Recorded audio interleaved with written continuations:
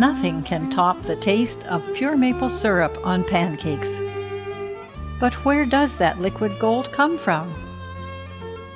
Some people think it comes ready-made from the tree. How does the syrup get from the tree to the table? Most people know that the sap is boiled for a while and turns into syrup, which is poured hot into handy containers. Syrup is also made into delectable maple butter, as well as those world-famous maple leaf-shaped candies. For some of us, the first taste of taffy on the snow is the real beginning of spring.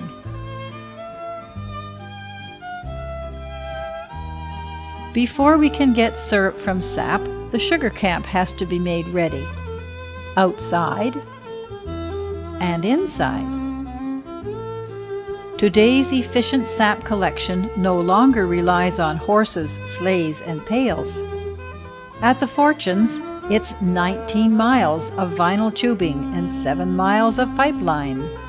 In February, 4,500 tap holes are drilled in the main bush. Another 2,900 are drilled at a second forest. Trees have to be 10 inches in diameter at breast height to have one tap. Large trees take more than one tap. A drop line takes the sap from the hole to a collection line, which connects with a vacuum pump in a pump house.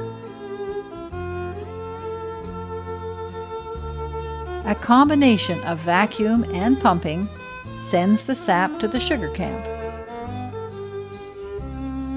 Sap, which looks like water, can be stored for a short period of time before being boiled in the evaporator. A reverse osmosis process removes 70% of the water before the sap goes to the evaporator. An efficient oil-fired evaporator reduces the sap to syrup. It takes 40 liters of sap to make 1 liter of syrup. With different vintages of syrup making going on at the same time, in the old-style sugar camp, with a wood-fired evaporator, and the outdoor iron kettles. This is a favorite spot for reminiscences and tall tales. When the days get warm and the sap stops running, spiles and drop lines have to be taken down.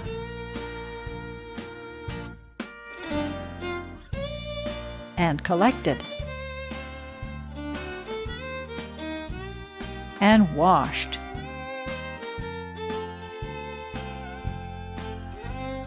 Until recently, the miles of vinyl tubing were taken down for washing, thus the need to mark the trees to assist in sorting out the maize for reassembling next spring. But now, new all-season tubing is left in position and washing fluid is pumped through the lines. Squirrels and woodpeckers chew holes in tubing. Tree limbs fall, always on pipelines it seems. Lines stretch and sag. This is the season for repairs and tightening. Any sags slow the flow of sap, which affects its quality. Controlled thinning has left only maples at optimum spacing. The Fortunes planted a maple orchard in 1991.